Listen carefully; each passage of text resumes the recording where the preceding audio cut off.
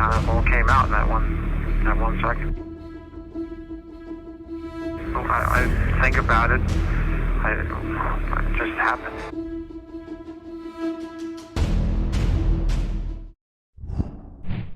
On February 27, 1995, Valerie Freeman was sitting at home in Salisbury, Pennsylvania, waiting for her nephew to come over.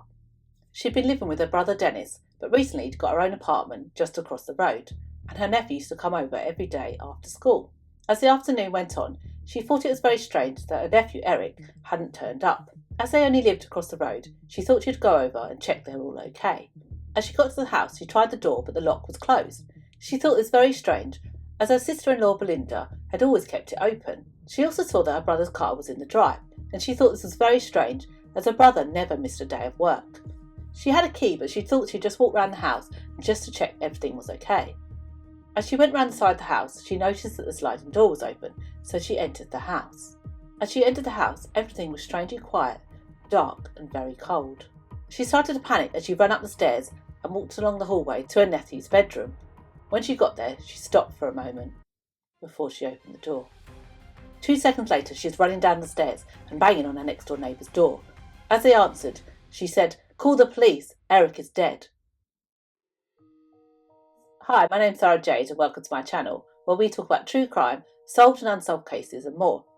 Now let's get into this week's case. Dennis and Brenda Freeman lived in Salisbury, Pennsylvania, where Dennis worked as a janitor at the local school. They had 3 sons, 17-year-old Brian, 16-year-old David and 11-year-old Eric. Brenda and Dennis had met at a local congregation and were very religious and brought their sons up as Jehovah's Witnesses. At first, the sons were very accepting of the religion and used to go to church with their family, where Brian was even described as an excellent speaker. However, after their father had a personal disagreement with someone in the church, their attitude towards the faith changed, and also their respect for their father. At the same time, the boys were being bullied at school due to their differences, and it started to send them down a path of destruction. By the age of 12 and 13, they were both drinking and experimenting with drugs, so their mum sent them to a rehab centre to help them. However, while they were at the centre, they had met a neo-Nazi skinhead and became fascinated by the violent ideology and the power and freedom they thought came with violence.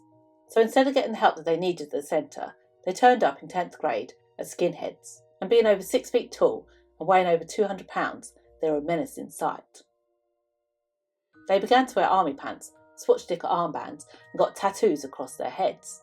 As their behaviour escalated, Brenda was doing everything she could to get them help, but it seemed to push them further away. Brian had been admitted to hospital for mental health issues, and David was placed in several juvenile centres and got help with a drug addiction.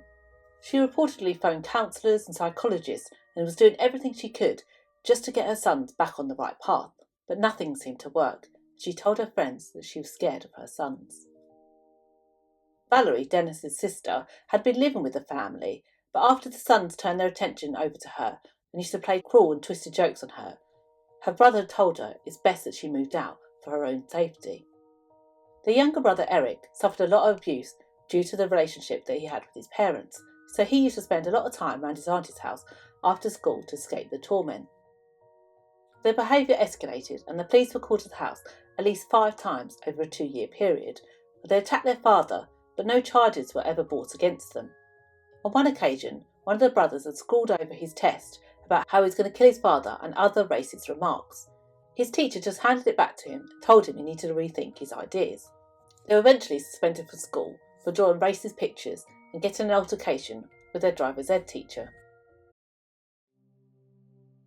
On the 26th of February 1995, the boys had been to a movie and just returned back to the family home with their 18-year-old cousin, Nelson Birdwell.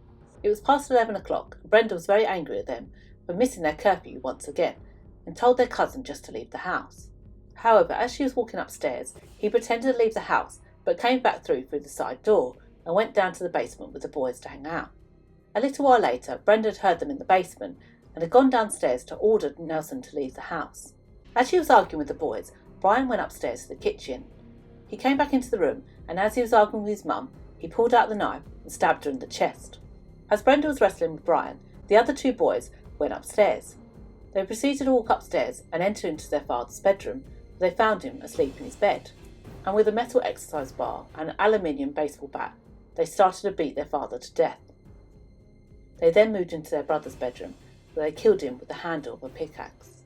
While fighting with his mum, she had tried to grab the knife from him, and he stabbed her again. They both ended up on the floor, staring at one another, when one of the boys came down to the basement and killed her with the handle of a pickaxe. After killing their parents and their brother, they fled the house with a 12-gauge shotgun and their mother's 1988 Pontiac convertible. When the police arrived to the scene, there were already people gathering around the house, and when backup arrived, they used Valerie's key to enter the house. Using their flashlights, they scanned across the whole house, and they found a few spots of blood on the stairs and the baseball bat leaning against the wall. They proceeded to make their way up the stairs, where they could hear a dog barking in one of the bedrooms. The first bedroom they went to was the master bedroom, where they found Dennis sprawled across the bed. The whole ceiling was splattered with blood, and they found a void where the body had been standing there while they beat him to death. Eric was also found dead in his bed. They searched the rest of the house looking for Brenda and the boys, and they eventually found Brenda in the basement, but there was no sign of the boys. They didn't know where the boys were, but they'd seen that Brenda's car was missing, so they put out a statewide bolo for the car. There had been no signs of breaking into the house, and after hearing about the boys' past, they started to get their suspicions that the boys were involved. So the next day they released their information to the media, and soon there was a tip-off.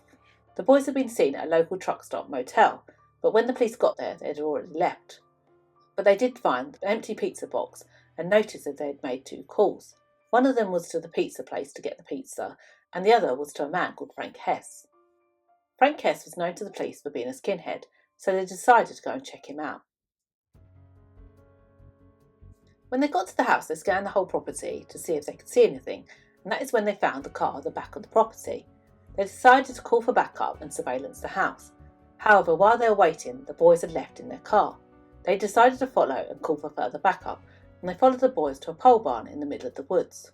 When backup arrived, the 10 men circled the building and yelled for the boys to come out with their hands up. The 3 boys were shocked that they had been caught, but they complied with the police's instructions. After speaking with Frank Hess at the police station, he had said that he knew nothing about the murders and the boys had said nothing. They had just phoned him and said they were in the area and just wanted to come and hang out. His story was soon verified and he was let go. At first, the boys didn't say anything, and Birdwell was just saying that he only found out about it when he was on the trip. However, after they found out they were going to be tried as adults and could get the death penalty, they all started to speak. Just kind of all came out in that one second. I think about it. It just happened. They all decided to sign a plea agreement that would remove the death penalty from their case. Brian pleaded guilty for murdering his mum, and David pleaded guilty for killing his father. Birdwell was convicted of killing his uncle due to DNA that was found on his clothing. However, none of the boys were found guilty of killing Eric. They were all eventually given life sentences without the possibility of parole. However, in 2016, they were given new sentencing hearing. This is due to them being under the age of 18 when the crime occurred, and the new court ruling that life without parole couldn't be given to underage children. However, their sentences were upheld. Scarily, after their killing spree, on the day that they were caught, a copycat killer had killed their parents. On the day of their capture, Jeffrey Howarth had killed both his parents, George and Susan Howarth, with a hunting rifle. He waited inside the family home, waiting for them each to come home, killing them separately as they entered the door. He then fled the area and was arrested 2 days later when his car had run out of gas. When he was questioned, he said he was inspired by the Freeman brothers and how they had killed their parents and wanted to do the same. He was eventually found not guilty by reason of insanity and was committed to a state hospital. The 2 Freeman brothers and their cousin are now incarcerated in Pennsylvania prisons. They all expressed regret and remorse for their actions. I never thought about the consequences of anything I did at that age. I was impulsive. I didn't care about the future. They also wish they could change the past, and Brian even embraces his family's religion and has now been baptised. Their aunt also visits them regularly in prison. So that's the end of this week's case. Let me know your thoughts and comments below. And if you like this story, be sure to subscribe and check out last week's video, which goes through New Zealand's family massacre. Thank you for watching, take care, and I'll see you in the next one. You call me a saint, but you know I'm a stranger.